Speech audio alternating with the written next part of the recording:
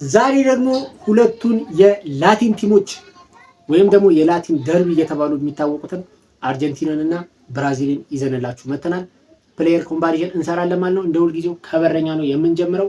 እናንተ ላይክ ማድረግ እንዳይረሳ። ወደ ኮምፓሪዥኑ እንገባለን። በረኛ ላይ የምናገኘው አሊሰን ቤከርን ከማርቲኔዝ ነው ማለት ነው። ለኔ በጣም ከባድ ምርጫ። በቃ እኔ ማርቲኔዝን በጣም ነው የምወደው። አሊሰን ደግሞ በጣም ይችላል።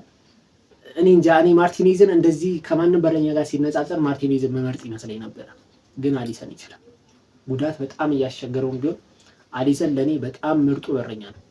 ፔናልቲ ላይ ግን ማለት ነው ሲጀመር ፔናልቲ ምናምን ቲሜ ደርሶ እኔ የምወደው ቲም አሁን ለምሳሌ የአንድ ክለብ አሰልጣኝ ፔናልቲ ደርሶ ቢሆን እኔ ማርቲኔዝን አስገባለሁ። ማርቲኔዝ በረኛ ይበላል። በቃ ሲጀመር ፔናልቲ እንዴት እንደሚገባበት ራሱ አላውቅም፣ ግን በቃ እኔ ሁለቱን አነጻጽር ከተባልኩኝ አሊሰንን እመርጣለሁ። በጣም ቅር እያለኝ ማለት ነው። በጣም ቅር እያለኝ። እሺ ዳኒሎን ከሞሊና ጋር እናነጻጽራለን።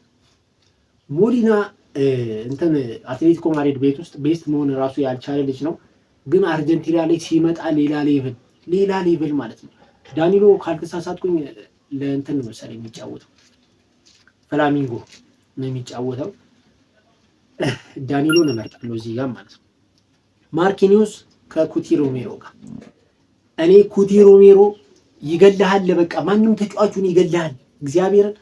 እኔ ኩቲ ሮሜሮ ከማጋሌሽ እና ከሳሊባ ቀጥሎ ምርጡ ተጫዋች ነው ለኔ ማለት ነው። ምርጡ አርጀንቲና ደግሞ የኔ ፋቮራይት ቲም ስለሆነች ኩቲ ሮሜሮን እመርጣለሁ ማለት ነው። ጋብሪኤል ማጋሌሽ ከሊሳንድሮ ማርቲኔዝ ጋር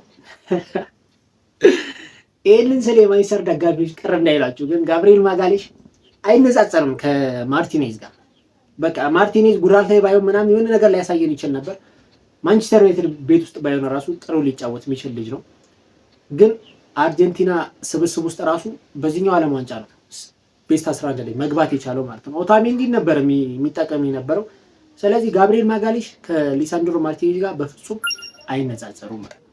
ዳግላስን ከሜዲና ጋር እናነጻጽራለን። ሁለቱንም አላውቃቸውም። አብሶ ሜዲና የሚባለው ልጅ ባለፈው እንትን ላይ ነው እንጂ አዩት የት እንደሚጫወት ራሱ አላውቅም። የኛው ለዜኒት ነው የሚጫወተው። ስለዚህ ያው በቃ እኔ ይሄ በዚህ ጋር ባለፈው ሞሮኮ ክርትት ሲል የነበረ ልጅ ነው። ክርትት ማለት ነው ሞሮኮ ከሃይቲ ጋር ራሱ ተጫውቶ ምንም ደህና ነገር አላሳየኝም።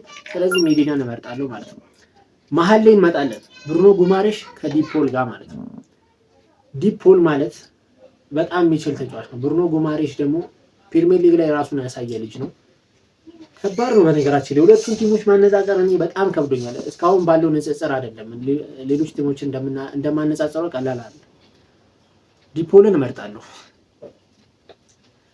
ብሩኖ ጉማሬ ከባድ ነው በነገራችን። አዎ በቃ ዲፖል።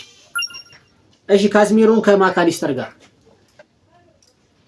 ማካሊስተር ማለት እኔ እውነት በጣም ወደው ብራይተን ራሱ ሲጫወት በጣም የሚመቸኝ የነበረ ተጫዋች ነው። ብራይተን ላይ ያለ በቃ አርጀንቲና ባለፈው የዓለም ዋንጫውን እንድትበላ ከሆነበት አንዱ ምክንያት ራሱ ማካሊስተር እና ኢንዞ ፈርናንዴዝ ወደ አሰላለፍ መምጣታቸው ነው። ከስም ወጥቶ እንደዚህ አይነት ተጫዋችን ማስገባቱ ነው እንግዲህ ዋንጫ እንዲበላ ያደረገው ማለት ነው። ግን እያዘንኩም ቢሆን ካዝሜሮን እመርጣለሁ። እሺ ሉካስ ፓኬታ ከኢንዞ ፈርናንዴዝ። ፓኬታ የሚባል ተጫዋች በጣም ነው የምታስጠላኝ። እግዚአብሔርን አሲስት ምናምን ሃይቲ ላይ ብታረግ ምንም አጠቅም። ከሞሮኮ ጋር ምን አይነት ተጫዋች እንደሆነ ካይቻሉ ወይ ሳም ቤትም መተ ምንም ሲቲ ለምን ሊያስፈርም እንደፈለገ ራሱ አላውቅም። ኢንዞ ፈርናንዴዝ ምርጡ ማለት ነው። ባለፈው እኔ ከፔሪ ጋር ሳነጻጽረው ራሱ በጣም ግራ ገብቶኝ በግድ ነው ፔሪን የመረጥኩት እንጂ ኢንዞ ፈርናንዴዝ በጣም ይችላል ማለት ነው።